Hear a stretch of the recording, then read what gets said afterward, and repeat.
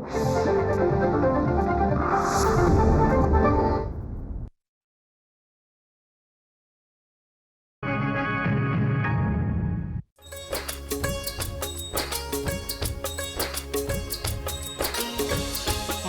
चंचल मन बावरे, मन चंचल मन बावरे, राही भटकत इकडे तिकडे, गीत कशाचे गाते कळेना, सुंदर स्वप्नी हरवून जाते, मन चंचल मन बावरे.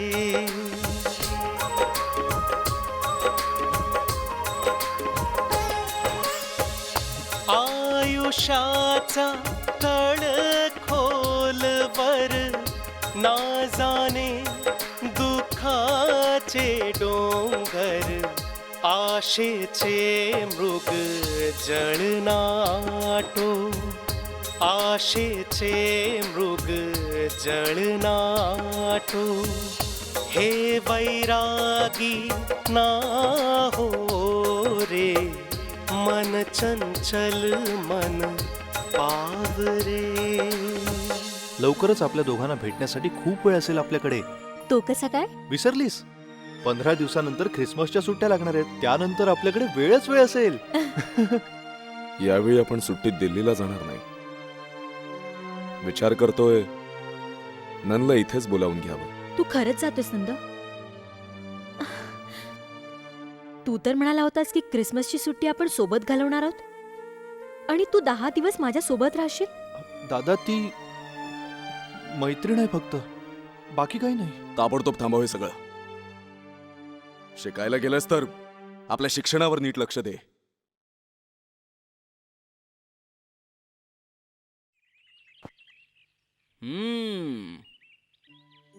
तर यासाठी बोलावलं होतं तुला, आणि मी आपला विचार करतोय की एवढ्या थंडीत तुझ्या दादाने तुला इथे का बोलावलंय. आता लक्षात आलं सगळं माझ्या. पण तुझ्या दादाची पोच वरपर्यंत आहे. इथे बसल्या बसल्या नाव पत्ता करामती सगळी माहिती काढली. तू मित्र आहेस की शत्रू आहेस? का असं का म्हणतोयस तू? एक तर मी आधीच खूप त्रासलोय, तू अजून माझ्या जखमेवर मीठ चोळतोयस. अरे बाबा, ते तर मी असंच बोलत होतो. बरं जाऊ दे, तू सांग आता तू काय करणार आहेस?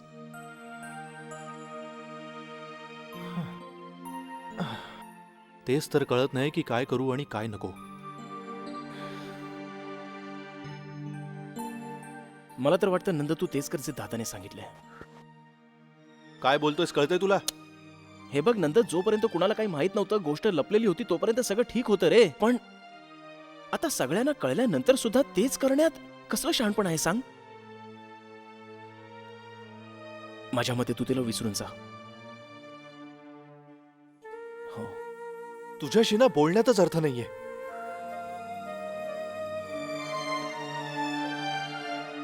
मी असं काय बोललो?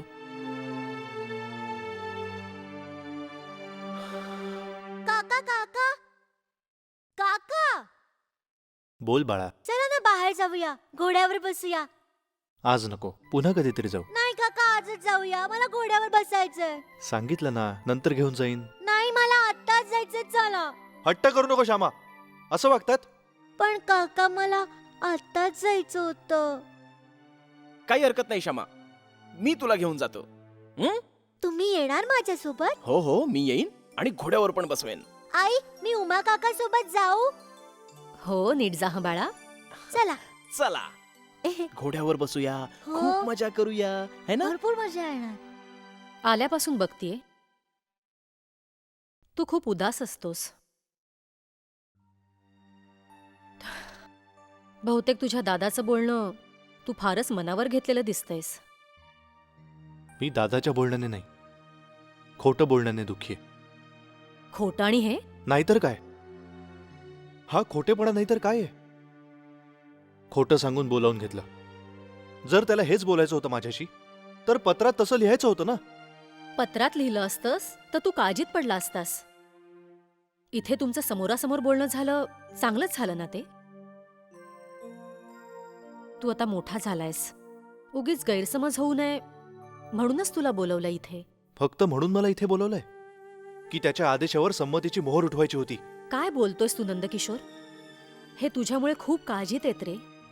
हे जे काही तुला बोलले ते तुझ्या भल्यासाठीच बोलले. वहिनी, काय जन्मभर दादा मला असंच लहान मुलासारखं समजावणार आहे का? एवढं तर आता मला नक्कीच कळतंय की माझ्यासाठी आता काय योग्य आहे आणि काय नाही.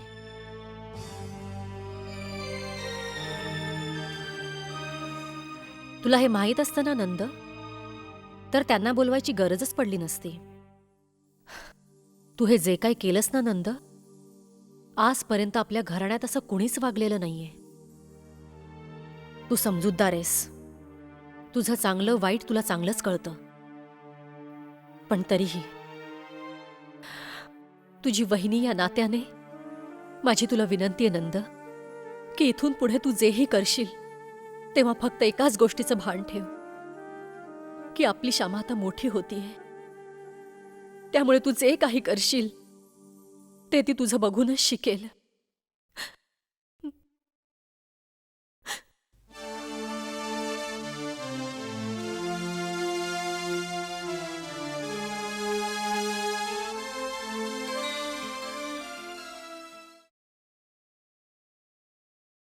सारखा किती पेपर वाचायचा? सकाळी वाचताच पुन्हा रात्री सुद्धा वाचत बसता. सकाळच्या वर्तमानपत्राने फक्त इथली माहिती कळते. या वर्तमानपत्रामुळे कळतं की जगात काय चाललंय. आता वाचन बास झालं आणि मी जे काही सांगते ते नीट लक्ष देऊन ऐका. बरं बोल, काय सांगायचंय? आपल्याला लगेच नंदाचं लग्न करून द्यायला हवं. तुझं परत सुरू झालं याआधी की खूप उशीर होऊन जाईल. आपल्याला त्याचं लग्न करायला हवं. का? जगबुडी होणार आहे? जगबुडी समजा तुम्ही, कारण जे मी बघतीये ते तुम्हाला दिसत नाहीये. तुला नेमकं म्हणायचंय काय? तो तुमच्या पुढे आदरामुळे, तुमच्या भीतीमुळे काही बोलू शकणार नाही. पण त्याचा अर्थ असा नको काढायला की सगळं सुरळीत चाललंय. आपण जर लवकरच लक्ष नाही दिलं तर गोष्टी खूप पुढे निघून जातील. तू पण न जाणू काय काय विचार करत असतेस तू. हे बघ, मी नंदशी बोललोय, तो शिक्षण पूर्ण करणार आहे. उगीच त्याची काळजी करू नकोस. भोळे शंकर आहात तुम्ही. एवढं सहजासहजी संपतं का सगळं? मी तर म्हणते आग्र्याच्या मिश्रांच्या मुलीबरोबर आपल्या नंदकिशोरची बोलणी ठरवून टाका.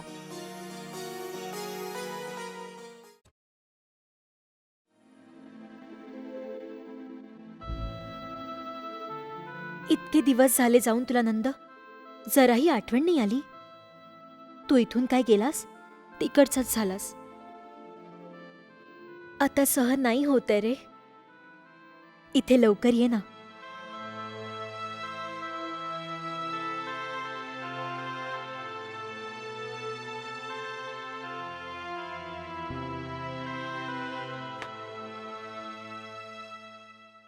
नंद, आ?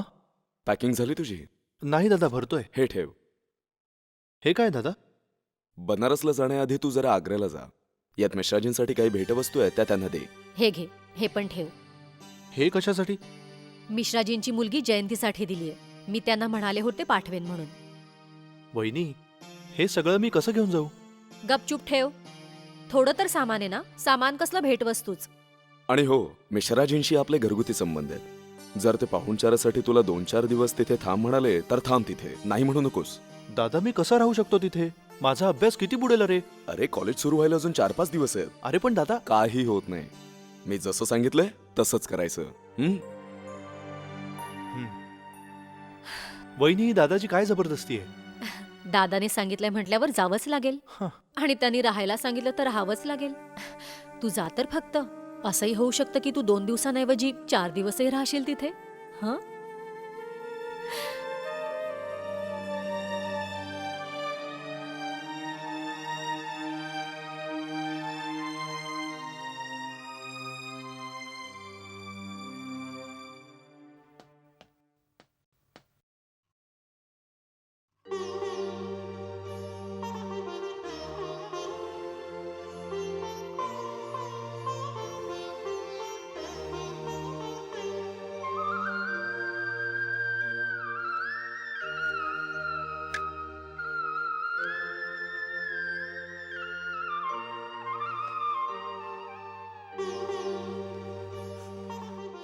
विद्यावान हो, गुणवान हो, धैर्यवान हो.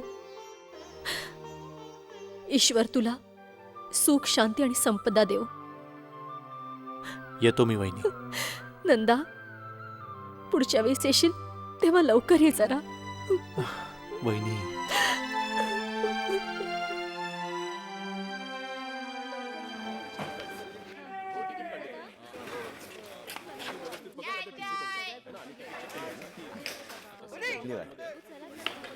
अरे बाई, रास्ता सोड बाई.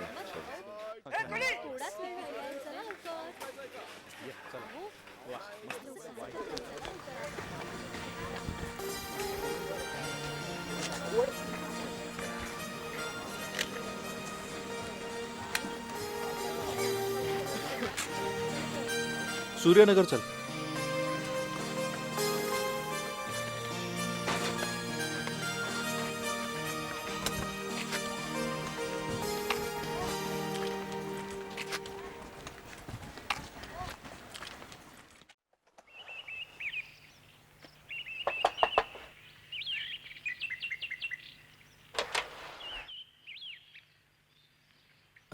प्रोफेसर वाय के मिश्रा इथेच राहतात का? हो, तुम्ही कोण? आम्ही शिमल्यावरून आलोय. हा, या या या या.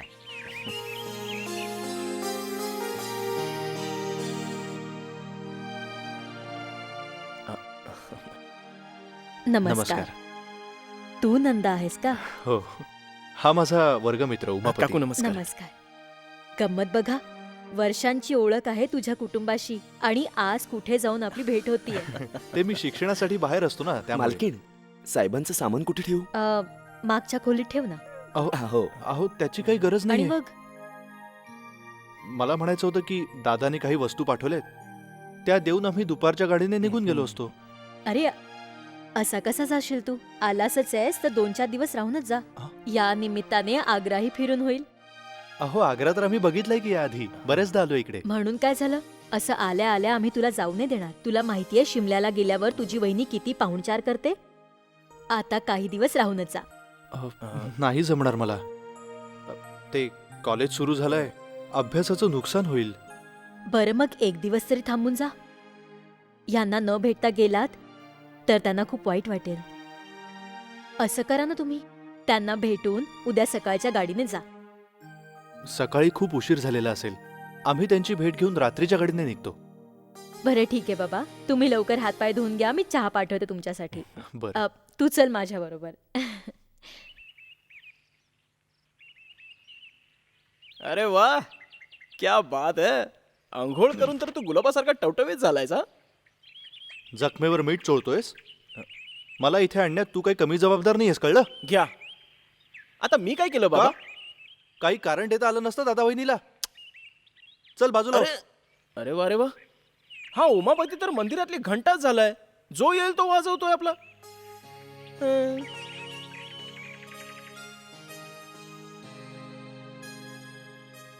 कुठे अडकवलंय दादा? अरे असं बोलू नये. गप्प बस. नमस्कार. नमस्कार.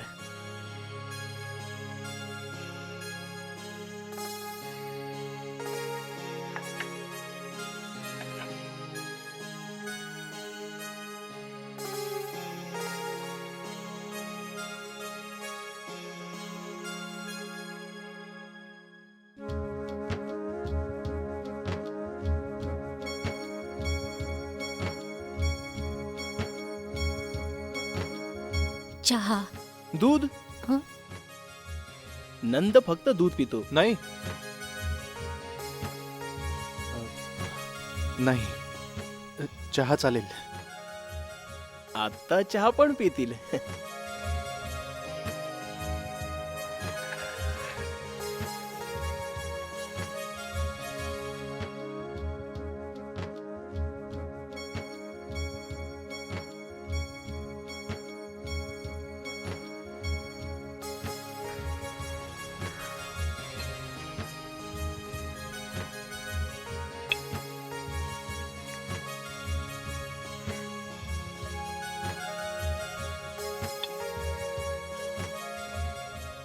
साखर.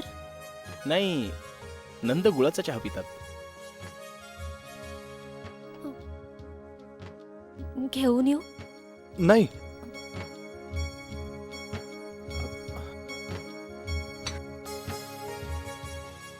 साखर चालेल.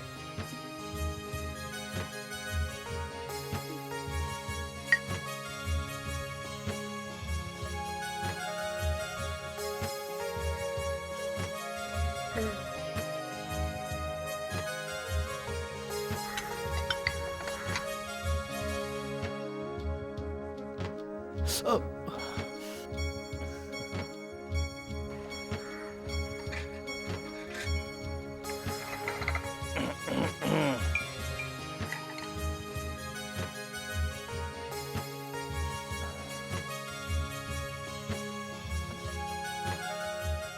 अजून काही घेणार का? हो ते आपलं आग्र्यामध्ये नाही.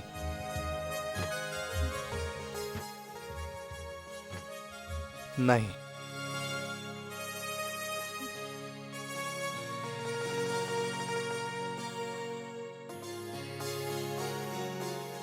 नंदू माझ्या बंधू हा. काय बघतोयस? रात्रीच्या गाडीने जातो सांगून चूक तर नाही केलीस ना तू? चहा पी, साखर घातलेला.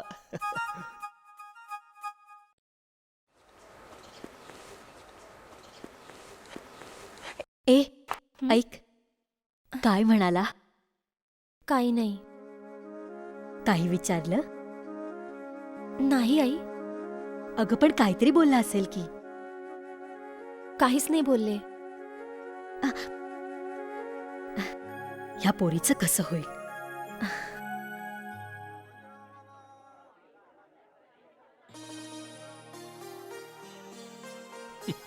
कुठली पण घेऊ शकतो? हो, कुठलाही. किती पण? हो बिट्टू, किती पण. काका, एक हा द्या, एक हा द्या, एक हा द्या आणि एक तो मोठा पतंग पण. मोठा पतंग? बाळ तुला उडवायला नाही जमणार. अहो तुम्ही द्या तर, तो माझ्या ताईसाठी आहे. अरे, तुझी ताई पतंग उडवते? अहो खूप. तिचा पतंग कोणी लवकर कापू पण शकत नाही. समजलं का? जरा जपून पतंग उडवा बरं का, नाहीतर मांजा तुटेल. का बस.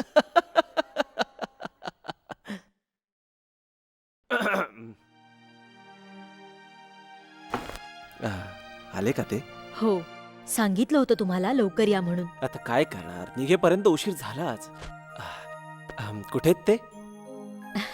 बिट्टू सोबत कोपऱ्यापर्यंत गेले. कसा वाटला? सुंदर आहे, संस्कारी आहे. हम्म. मला तर खूपच चांगला वाटला. बाकीचं तुम्ही सगळं. हा, तर मी काय म्हणत होतो, पाहुण्यांचं जेवण वगैरे झालं की नाही? मग काय, तुम्ही येईपर्यंत पाहुण्यांना उपाशी ठेवू? आई आई हे बघा आलेच. आई आई हे बघ हे बघ.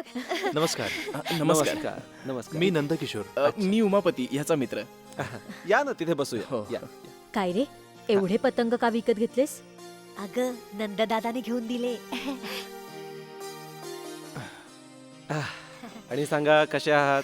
ठीक आहे. आणि घरी सगळे कसे आहेत? सगळे ठीक आहेत. अच्छा अच्छा. ताई ताई ताई हे बघ, नंददादाने किती पतंग घेऊन दिलेत.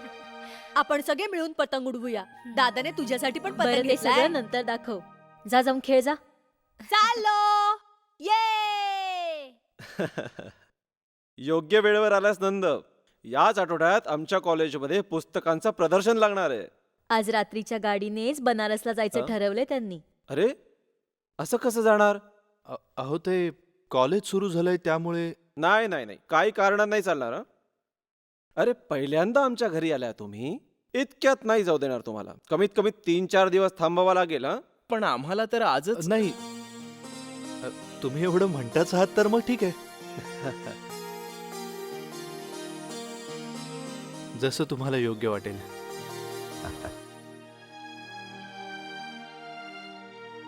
काय बाळा, काय इथं थांबायला तयार कसा झालास? आपल्याला तर जायचं होतं ना. अरे, मोठे आहेत, त्यांना कसं नाही म्हणणार. हा, ते पण आहे. मग सकाळी त्या मोठ्या नव्हत्या का? बोल ना. मी असं कधी म्हणालो? खरं सांगायचं तर मला त्यांनाही सकाळी नाही म्हणताना जरा कसं तरीच वाटत होतं. असं हो. अच्छा, जाऊ दे, कसे तरी थांबलो ना. कमीत कमी इथे थांबण्याचा आनंद तर मिळाला. हस हस